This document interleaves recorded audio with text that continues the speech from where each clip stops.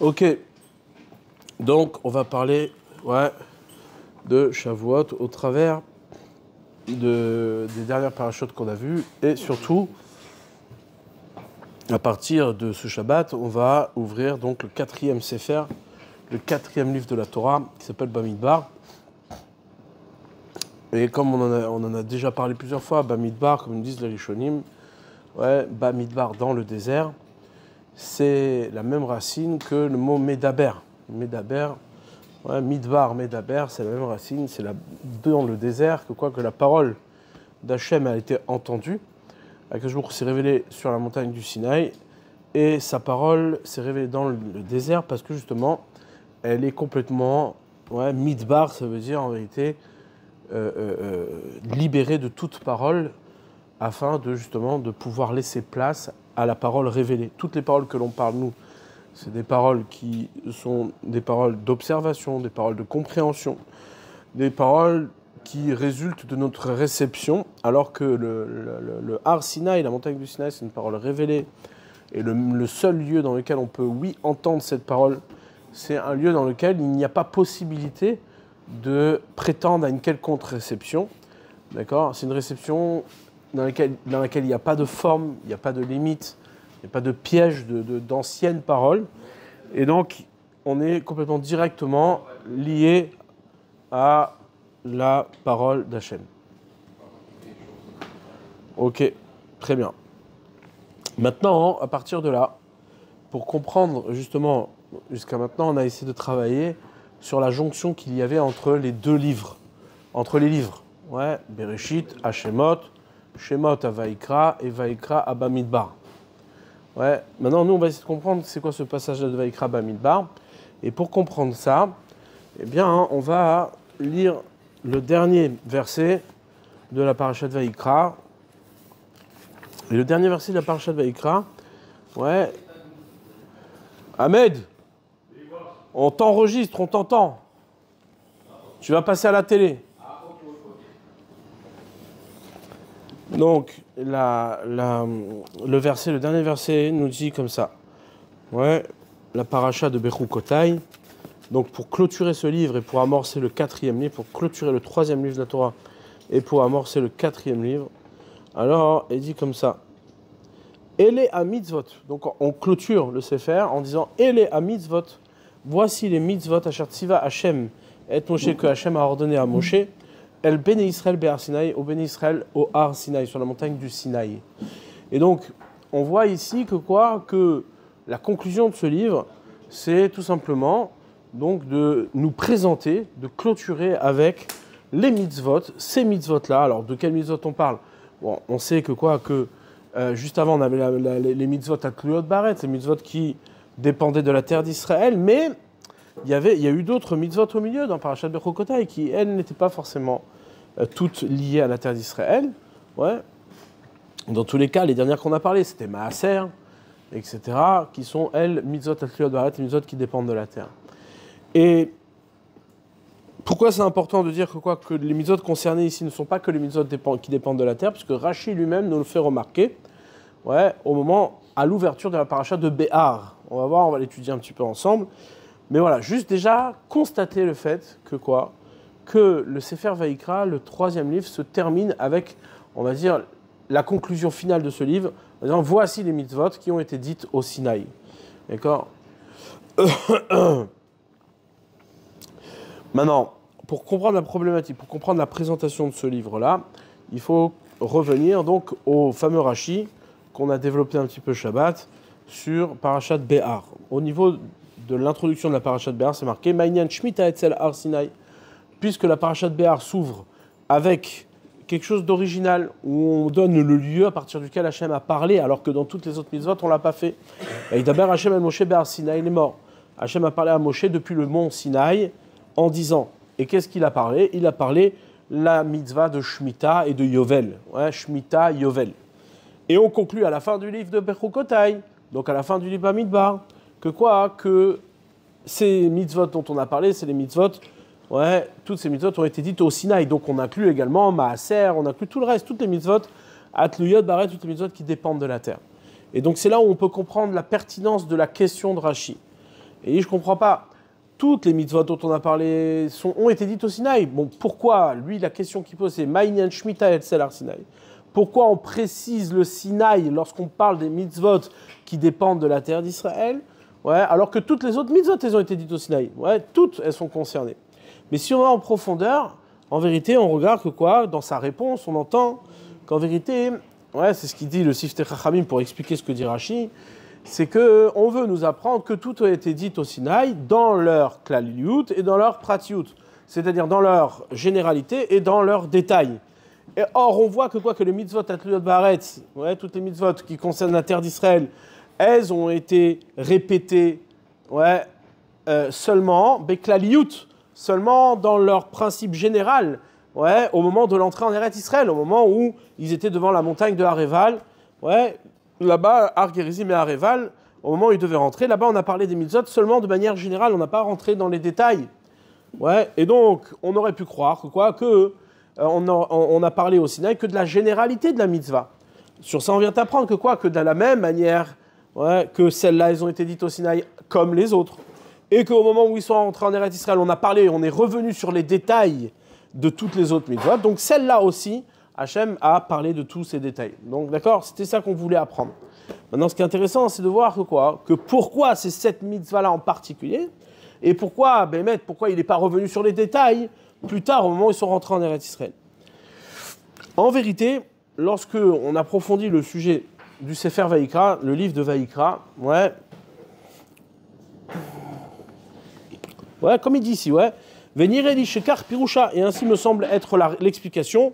Les fiches Lomatsinu Shmitat Karkaot, Shinishnet Barvot Moab et Mishnet Torah. On a vu que quoi, que dans le Sefer Dvarim, elles n'ont pas été répétées, ouais, Arvot Moab, dans les plaines de Moab, on n'a pas répété tout ça. La Madou Sheklaloter Pirtetea, Kul Anemru Bestai. De là, on apprend que quoi, que toutes ont été dites, ouais, aussi bien dans leurs détails que dans leur généralité, elles ont été dites au Sinaï. Et en vérité, la question est beaucoup plus précise que ça. Étant donné que l'on parle, ouais, des mitzvot qui dépendent de la terre d'Israël, c'est évident que quoi, que quand on veut détailler une mitzvah, on en parle au moment des faits, au moment où on va l'accomplir. Juste avant de l'accomplir, on revient sur les détails. Je peux te présenter une mitzvah dans sa klaliyut, au Har Sinaï, mais ce n'est pas le moment où je vais l'appliquer. Ce n'est pas le moment où je vais la pratiquer, parce que là-bas, Ma'inyan Shemitah Etzel Har Sinaï, au Sinaï, je ne vais pas pouvoir appliquer la Shemitah. Or, depuis le Sinaï jusqu'au moment où je vais rentrer en Eretz Israël et je vais devoir les appliquer, ouais, eh bien, je vais oublier tous les détails. Donc, qu'est-ce qu'on aurait dû faire? La logique aurait été de dire qu'au moment où tu es au Sinaï, Hachem, Vadaï qui dit la mitzvah, Vadaï qui dit la mitzvah, toutes les mitzvot ont été dites au Sinaï. Mais il a dit de manière générale. Et lorsqu'on arrive en Eretz Israël, alors là, on dit les pratim pour que tu sois plus averti et, bien entendu, plus, compétent au moment de rentrer en RSL et au moment où tu vas les appliquer. Or là, c'est pas ce qui s'est passé. C'est complètement l'inverse. Ouais, c'est-à-dire que quoi, on a donné les klaliyut, ouais, au moment de rentrer en RSL, mais on n'est pas revenu sur les pratim. On aurait pu croire, dire Rachid, que les pratim, les détails n'ont pas été donnés au Sinaï, Kamash Malan, elles ont été dites au Sinaï de la même manière que les autres. D'accord? Et c'est là où la question, en vérité, elle est différente. Ma'inyan Shemitah Etzel Har Sinaï, en vérité, pourquoi? Ouais, tu me dis les détails de la mitzvah, des mitzvot qui dépendent de la terre, hein, tu me les dis au Har Sinaï. Ma'inyan Shemitah Etzel Har Sinaï, c'est pas là-bas que je vais les appliquer. Donc il aurait été préférable de me dire les détails, de me préciser que les détails ont été dits au moment de l'entrée en Eretz Israël. Ouais. Donc on voit d'ici, on veut nous préciser que l'importance, c'est quoi? C'est que la mitzvah a été dite au Sinaï.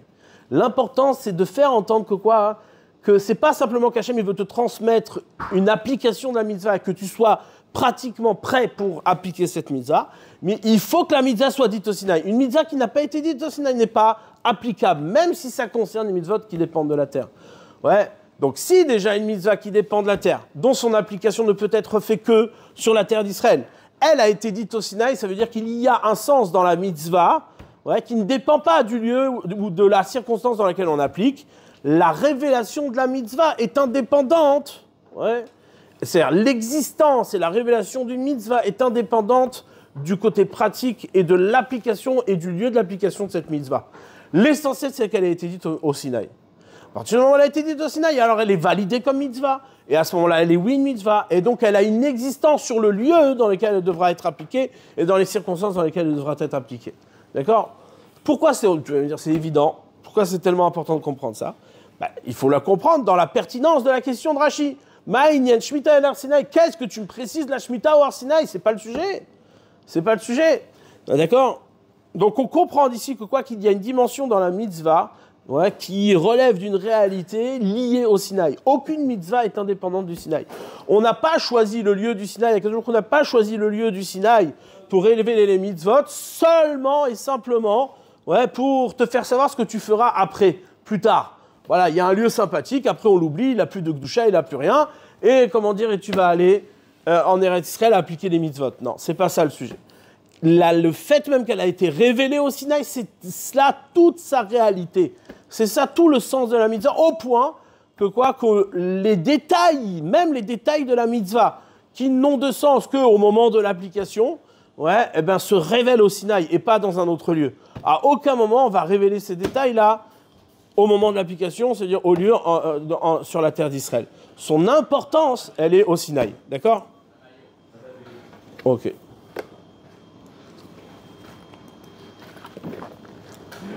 Ça, c'est valable pour toutes les mitzvot, c'est pareil. On l'apprend de Shemitah. On apprend de Shemitah que toutes les mitzvot, c'est exactement la même chose. C'est-à-dire, pas l'essentiel. La mitzvah, c'est le fait qu'elle a été dite. Qu'est-ce qui donne une validité et qu'est-ce qui donne une définition de mitzvah à une mitzvah? C'est le fait qu'elle a été dite au Sinaï. En dehors de ça, il n'y a pas de mitzvah. Toute mitzvah qui n'a pas été dite au Sinaï, qui n'est pas liée au Sinaï, n'est pas une mitzvah. C'est pas une mitzvah. Ce qui lui donne la qualité et la définition d'une mitzvah, c'est qu'elle a été dite au Sinaï. Ah, mais c'est des mitzvahs qui sont d'arrêt, ça n'a rien à voir. N'est mitzvah que parce qu'elle a été dite au Sinaï. La nature d'une mitzvah née au Sinaï, elle n'est pas au cœur même du lieu de son application. D'accord? Et ça va avoir évidemment une conséquence énorme sur la terre d'Israël elle-même, sur la définition de la terre d'Israël. Pourquoi? On sait qu'il y a un sujet, mais ce n'est pas notre sujet maintenant, mais on sait qu'il y a un sujet de savoir s'il y a une mitzvah d'aller habiter en Eretz Israël ou pas. Est-ce que je fais une mitzvah? Il y a deux questions. Première question, est-ce que j'ai une mitzvah d'aller habiter en Eretz Israël? Et deuxième question, c'est lorsque je suis en Eretz Israël, est-ce que je fais une mitzvah d'y habiter? D'accord? C'est deux questions différentes. Dans tous les cas, peu importe la réponse que tu donneras, qu'est-ce qui donne une définition de mitzvah à la mitzvah d'être en Eretz Israël ou d'y habiter s'il y a une mitzvah? C'est le fait qu'elle a été dite au Sinaï. C'est là-bas qu'elle naît. Et donc la question se renforce exactement de la même manière que tu poses la question sur la Shemitah, encore plus sur le fait d'habiter la terre d'Israël, c'est Ma'inyan, Eretz Israël et Tzel Har-Sinaï. C'est haché là. C'est ça la question. Quel rapport Eretz Israël au Sinaï? Et souvent on fait l'erreur de distinguer les deux. Quand il y a eu le projet de sortir de la terre d'Égypte, au moment où Hachem a voulu libérer son peuple, qu'est-ce qui s'est passé? On a dit oui, c'est pour te faire travailler sur cette montagne-là, pour servir Hachem sur cette montagne-là. Et on a dit, mais attends, je comprends pas, le projet c'était de rentrer en Eretz Israël. Alors quoi, c'est deux projets. Il y a le fait d'aller de servir sur cette montagne-là et le fait d'aller en Eretz Israël, c'est ça le projet? Alors donc il y a deux projets. Non, c'est exactement le même projet. Travailler sur cette montagne-là et être au Sinaï, c'est exactement le même projet que d'être en Eretz Israël. Il y en a pas, c'est pas deux projets différents, c'est exactement le même. D'où on voit ça? On voit ça justement sur la mitzvah de Shemitah et Yovel. Et c'est là où le Kli Yakar, il est important. C'est pour ça qu'on va le lire maintenant.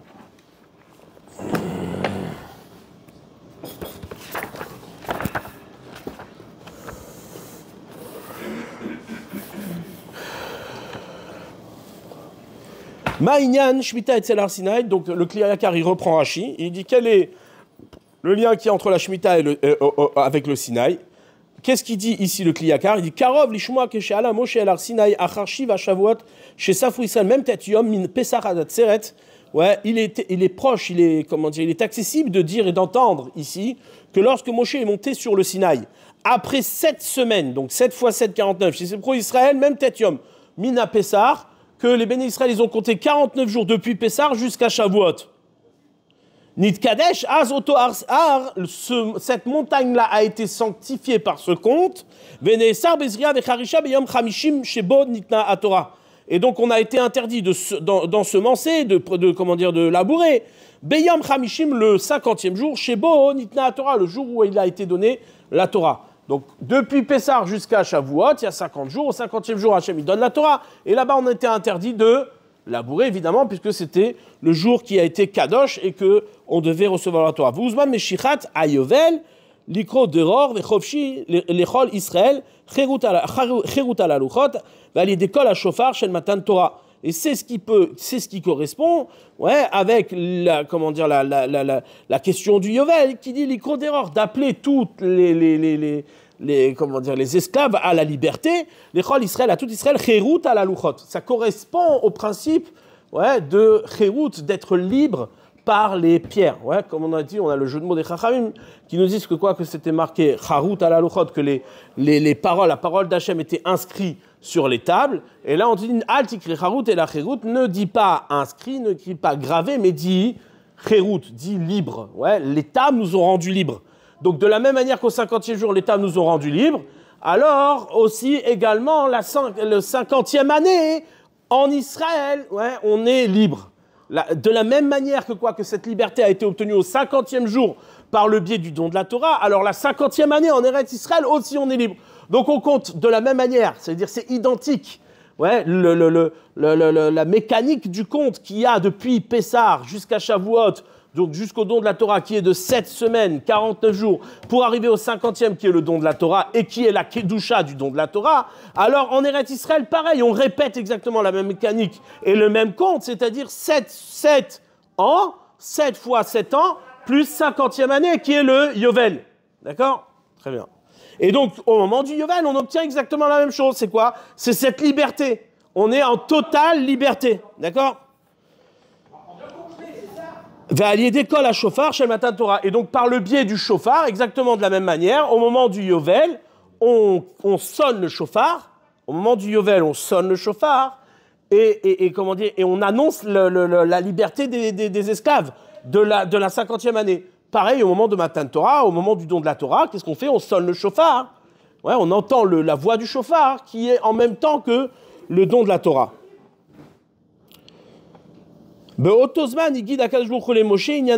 C'est au même moment que Akadosh Baruch Hu a dit à Moshe le sujet de la Shemitah et du Yovel. L'Omar, pourquoi ? Pour te dire, chez Bemispar Shiva, par le compte du 7, ou Bemispar même tête, et par le compte du 49, donc du 7 x 7, Ani noten kedushazo lechol Eretz Israël. Je donne cette kedusha là à toute la terre d'Eretz Israël. C'est-à-dire que ici, Akadosh Baruch Hu est venu nous révéler par le don de la mitzvah du Shemitah et de Yovel, il est venu nous révéler quoi ? Il est venu nous révéler comment la kedusha d'Eretz Israël, elle vient. C'est-à-dire de la même manière que le Sinaï a été sanctifié par le compte du 7 x 7, et qu'au 50e jour, il y a eu le don de la Torah, et que ce Sinaï là est devenu Kadosh, parce qu'Hachem il a donné la Torah. Alors comment Eretz Israël elle devient Kedusha ? Par le compte des 7 semaines de la Shemitah, d'accord ? Et au bout de 49 ans, la 50e année, c'est le Yovel. C'est comme ça que la Kedusha d'Eretz Israël, elle vient. La terre d'Israël ne peut pas être Kedusha Stam, sans rien. De la même manière que le Sinaï, au moment du don de la Torah, était Kadosh, alors la terre d'Israël est Kedusha. De quelle manière ? Par le biais de la Shemitah et du Yovel. C'est ça qu'Hachem il vient révéler à Moshe au moment du Sinaï. Il vient révéler au moment du Sinaï comment la terre d'Israël devient Kedusha. Ani noten Kedusha zolekol Eretz Israël sheyesh la dimion veyichus imar Sinaï. Parce que cette terre-là, elle a une ressemblance, elle a un lien avec le Sinaï, avec la montagne du Sinaï. Comment ? Mitzad Yota Avira des Markim, parce que son air rend sage, rend chacham. Là-bas, c'est le lieu dans lequel on reçoit la Torah, on reçoit la chorma. Ve'en Torah ke Torah Eretz Israël. Il n'y a pas de Torah comme celle de la terre d'Israël, la Torah d'Israël. Ve'ar Sinaï. Et le mont Sinaï, Alken Raoui, et donc le mont Sinaï et la terre d'Israël sont identiques à ce niveau-là. C'est-à-dire que la terre d'Israël est un Sinaï. C'est ça qu'on vient t'enseigner. La terre d'Israël, c'est le mont Sinaï. Alken Raoui litengam laaretz aïk dushat ar Sinaï achar mispar même tet shana vechen mispar zayin. C'est pour cela que la terre d'Israël, il est apte de lui donner cette kedusha après le compte des 49 années et les 7 années qu'on multiplie par 7. ou bien, autrement, de faire un souvenir, de la montagne du Sinaï, au moment où on appelle à la liberté, à la 50e année. Associé à toutes les raisons qui sont liées à cette mitzvah-là, du Yovel. C'est pour ça qu'il est dit ici, Bé'ar Sinaï. C'est-à-dire que là, ici, le Kli Yakar nous révèle. En vérité, ça correspond à ce que dit Rashi, mais Rashi ne l'a pas dit de manière explicite. C'est-à-dire que quoi que ici, le Kli Yakar vient nous révéler un chidouche extraordinaire. Il vient nous dire que quoi que la Kedusha d'Eretz Israël, c'est la Kedusha du Sinaï. Et il n'y en a pas d'autre. C'est-à-dire, il n'y a pas ici d'enjeu et de Kedusha de la terre indépendamment de la Kedusha du Har Sinaï. Toute la nature de la Kedusha d'Eretz Israël, c'est la Kedusha du Har Sinaï. Et c'est quoi la Kedusha du Har Sinaï? C'est parce que Dieu a donné la Torah au Har Sinaï. Donc de la même manière que quoi, que la Torah a été donnée au Har Sinaï, et que sa Kedusha, elle vient du fait qu'Hachem est descendu et qu'il a donné sa Torah, alors la Kedusha d'Eretz Israël aussi, c'est parce que Dieu il donne la Torah sur la Kedusha d'Eretz Israël, de la même manière que là-bas, l'air rend Chacham, et que la Torah d'Eretz Israël n'est pas comme mieux que la Torah d'Eretz Israël, puisque c'est la Torah du Sinaï. C'est-à-dire qu'en d'autres termes, ce qu'on vient nous dire ici, c'est quoi? C'est que la terre d'Israël, habiter la terre d'Israël, c'est répéter le Sinaï. C'est ça qu'on vient te dire. C'est-à-dire, par le biais de la Shemitah et du Yovel, en vérité, tu dois répéter le Sinaï. Il y a ici, deux moments différents. Il y a le moment du don de la Torah et le moment de la réception de la Torah. Cette réception de la Torah se fait sur la terre d'Israël. C'est là-bas que se vit et s'applique la Torah. C'est ça l'enjeu d'Eretz Israël. Maintenant, il faut que tu l'appliques et que tu vives la Torah là-bas, comme ce qu'elle a été donnée au Sinaï. Parce que là-bas, c'est le Sinaï. Et donc, on peut aller plus loin et comprendre beaucoup plus en profondeur. C'est-à-dire qu'en vérité, il y a une dissociation entre le fait d'appliquer une mitzvah et le fait d'appliquer une mitzvah en lien avec le Sinaï.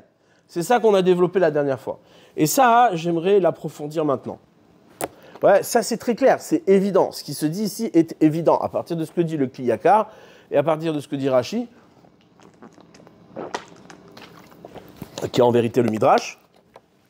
C'est clair que quoi, qu'on vient t'enseigner ici une dissociation qui n'est pas tout le temps évidente, parce que nous, de notre côté, lorsqu'on applique une mitzvah, pour nous, l'important, c'est l'application de la mitzvah. J'ai répondu à la mitzvah d'Akadosh Baruch Hu.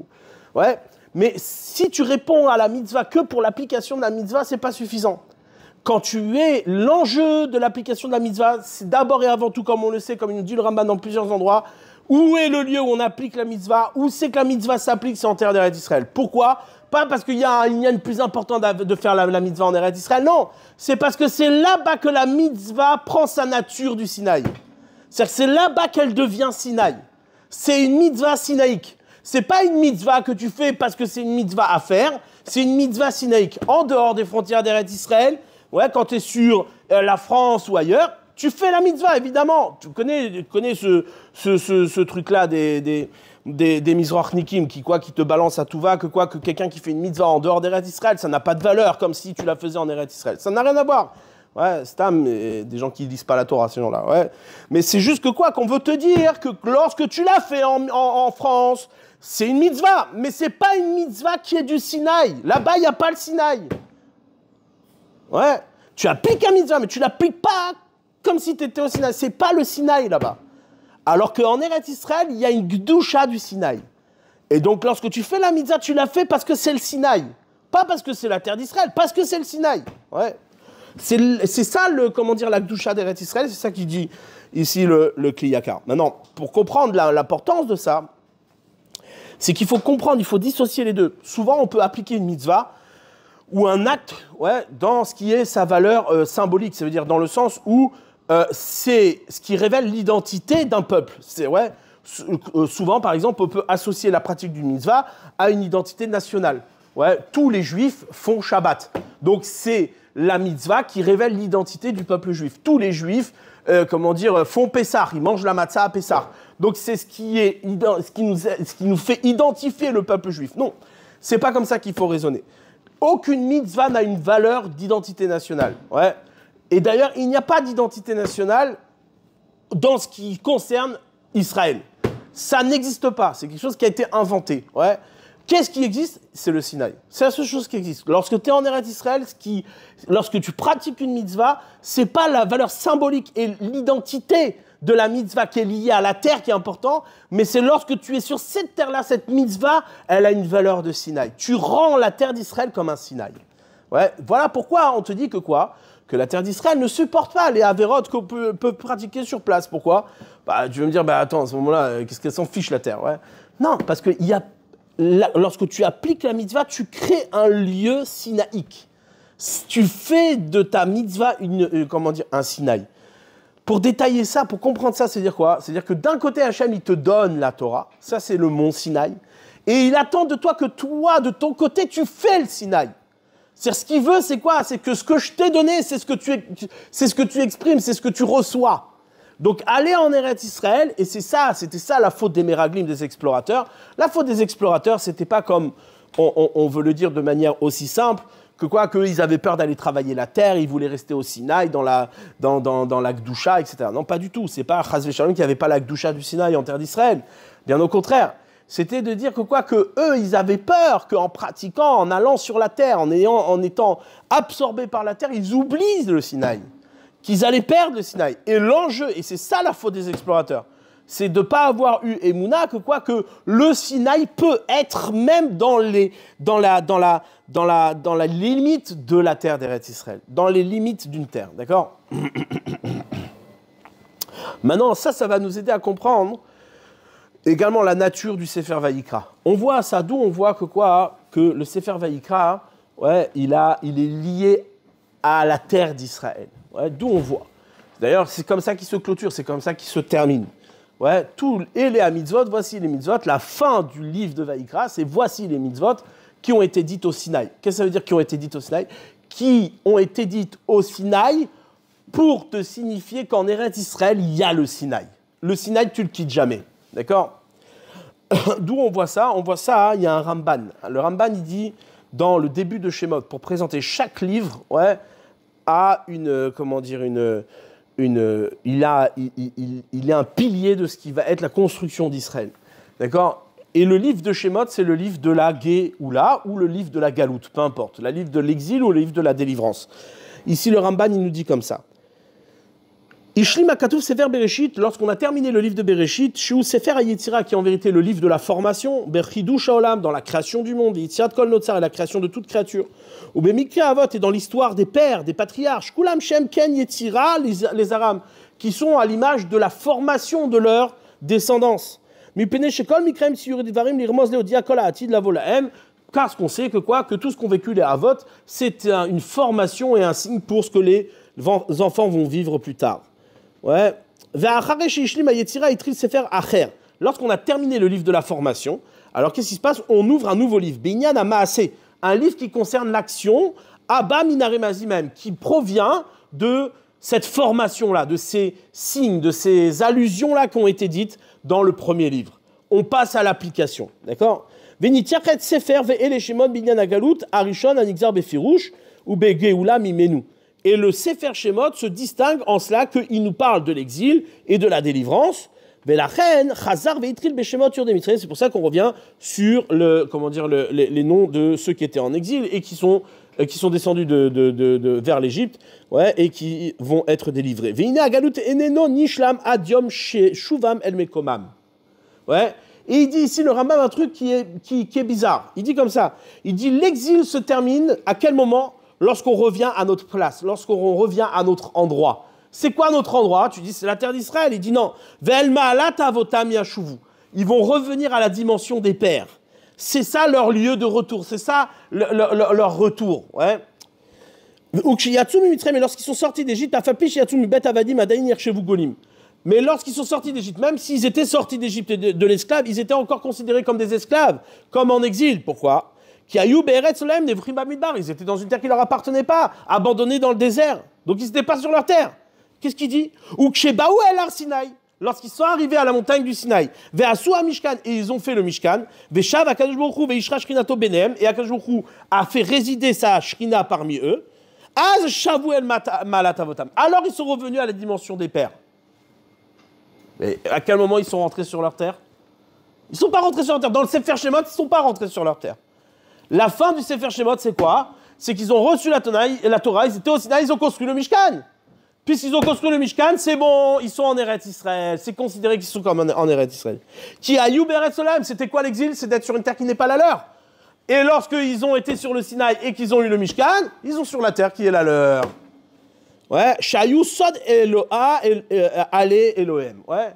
C'est ça le secret de la Shrina. C'est ça le secret de la résidence d'Hachem.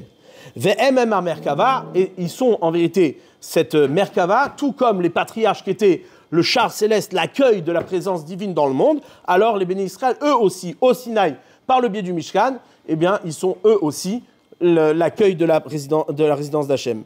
Va venir chez vous, Géoulim, et à ce moment-là, ils ont été considérés comme délivrés. Mais la reine, Ishlama Sefer, c'est comme ça qu'il se termine le Sefer. Ah, intéressant, c'est-à-dire quoi? C'est-à-dire qu'on termine le Sefer Shemot comme étant Géoulim, comme étant délivré. C'est quoi délivrer? Toutes les caractéristiques de la délivrance, c'est habiter sa terre, être rassemblé et ne pas être éparpillé. C'est ça. C'est ça être Géoulim. Ouais. Il te dit, où c'est qu'on a obtenu cette dimension-là? Au Sinaï. D'accord? Donc on voit d'ici encore une fois que quoi? Qu'il y a évidemment un lien, pertinent entre la terre d'Israël et le Sinaï. Il n'y a pas de terre d'Israël sans Sinaï. Ça n'existe pas. Ça n'a pas de sens. Ouais. Ça n'a pas d'intérêt. Et c'est ça qu'il vient nous signifier ici. Le Sefer Vayikra, et c'est là où il est le chidouche, le Sefer Vayikra, il vient nous dire la résidence en Eretz Israël. Il y a deux étapes. Il y a une étape de Géoula, une étape de délivrance, et une étape d'être en Eretz Israël. L'étape de la délivrance, c'est celle que tu obtiens par Hachem. Hachem, il vient, il te donne la Torah, il te donne le Sinaï, il te donne tout ça. Mais lorsque tu es en Eretz Israël, tu reçois ce que Hachem t'a donné. Ça veut dire, par tes actions, tu obtiens exactement la même chose que Hachem t'a donné.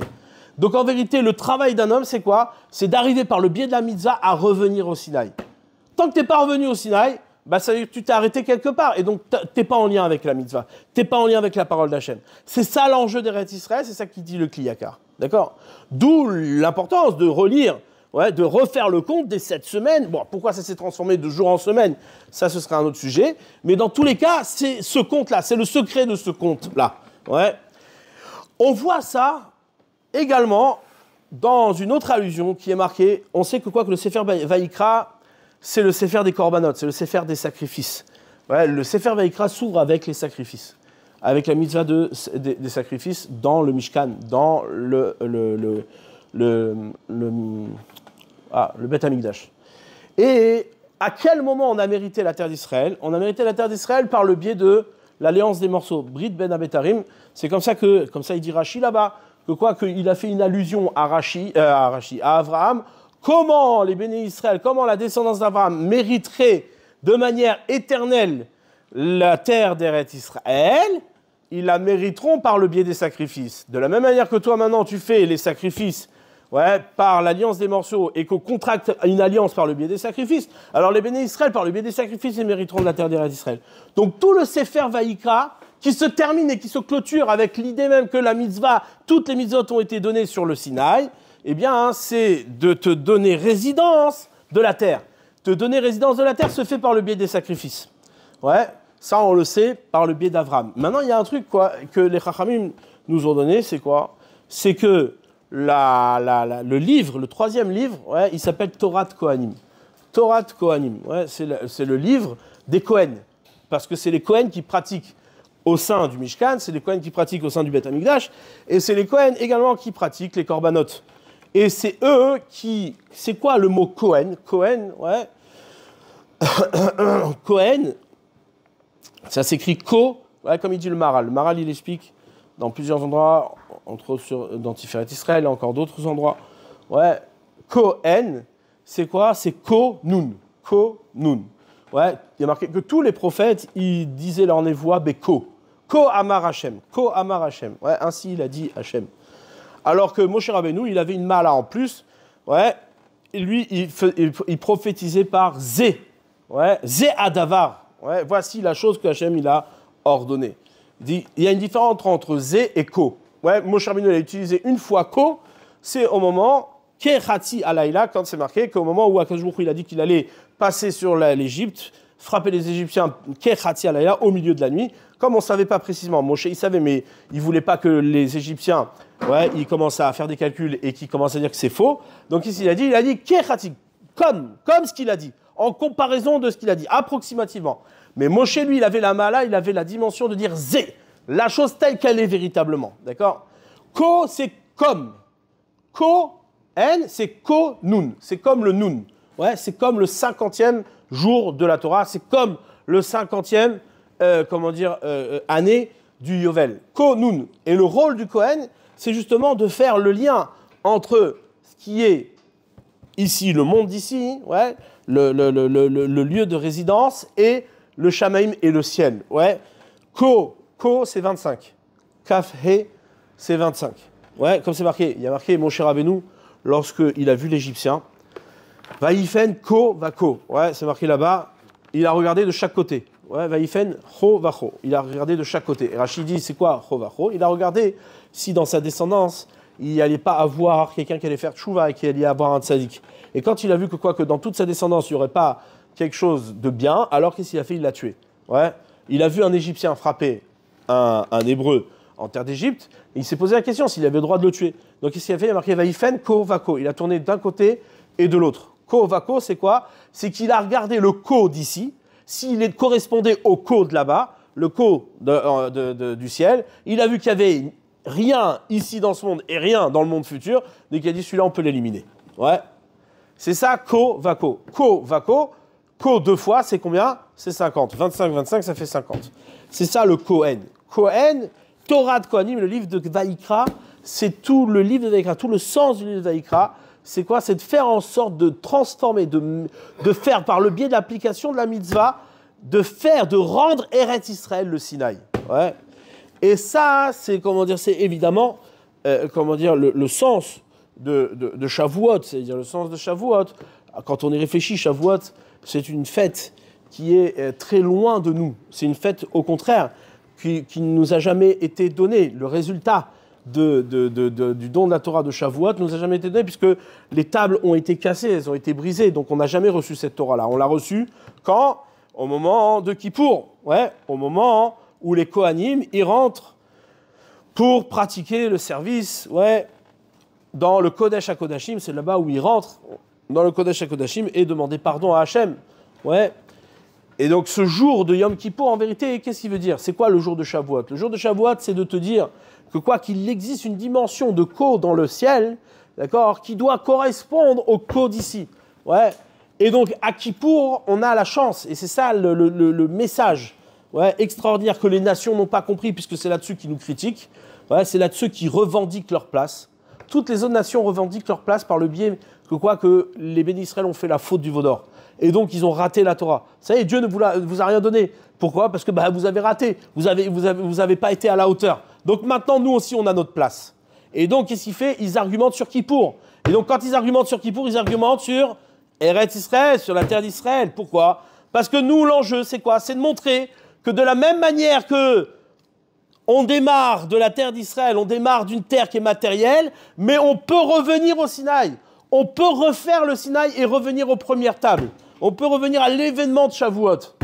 Mais lorsque tu leur montres que l'occupation de la terre d'Israël, elle va pas plus loin que l'occupation de la terre d'Israël, que tu as un seul Ko, alors qu'est-ce qui se passe? Il dit, mais attendez les gars, vous les nations, vous avez fait la faute du veau d'or.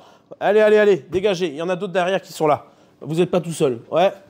Et donc, à juste titre, c'est normal que la terre d'Israël nous est chamaillée pour une bonne et simple raison. C'est quoi? C'est qu'on n'arrive pas à en faire le Sinaï.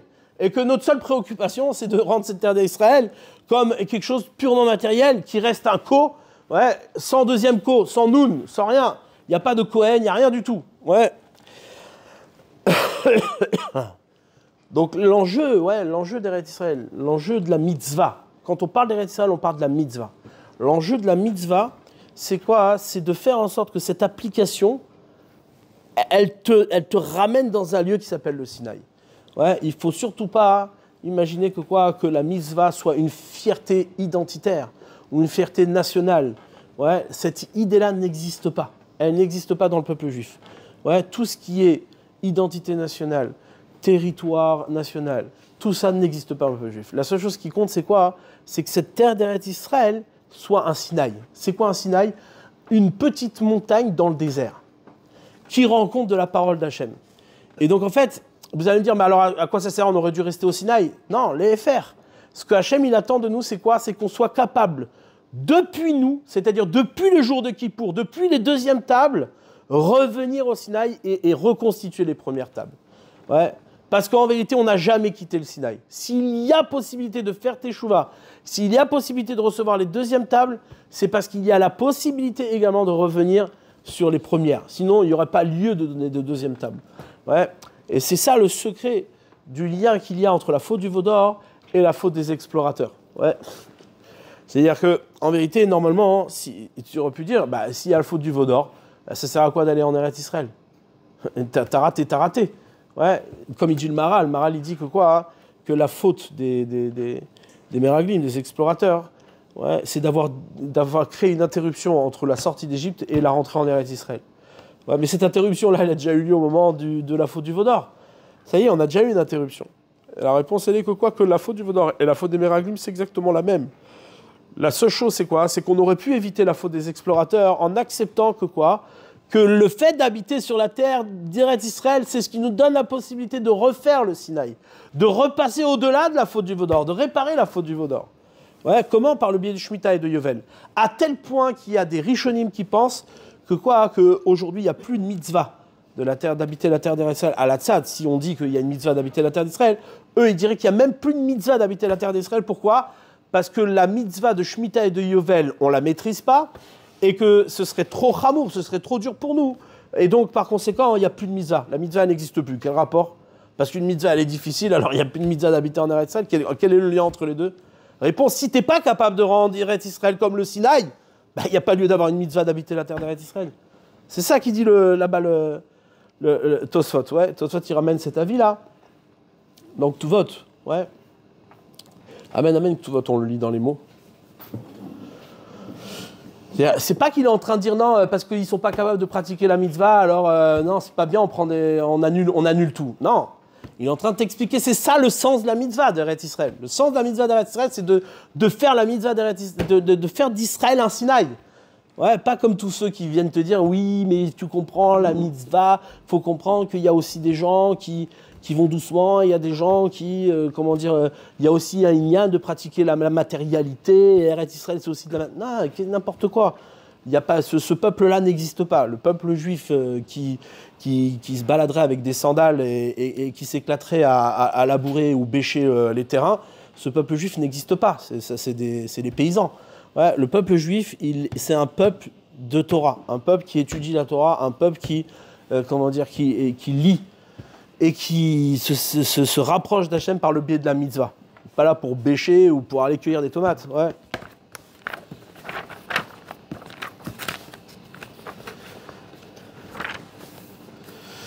Comme il dit ici. Ou Omer Lalot, il dit Tosot Eno Noeg Bismanazé.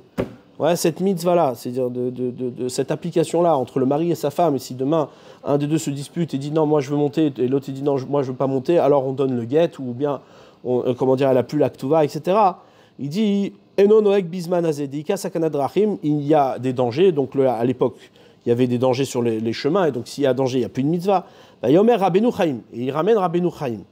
Des Arshav, il dit que maintenant, Eno mitzvah la dour beret Israël. Il n'y a pas de mitzvah d'habiter en Eretz Israël. Makara, depuis quand les mitzvot elles disparaissent? Ouais. Qui yesh kama mitzvot atluyot baret, parce qu'il y a beaucoup de mitzvot qui dépendent de la terre, avec kama onshim et beaucoup de punitions. Des enanu yecholim lizer bem vela modalem, que on ne peut pas faire attention et on ne peut pas tenir. Ouais. Mais toutes les mitzvot, elles ont des onshim. Toutes les mitzvot, Shabbat. Shabbat, c'est karet.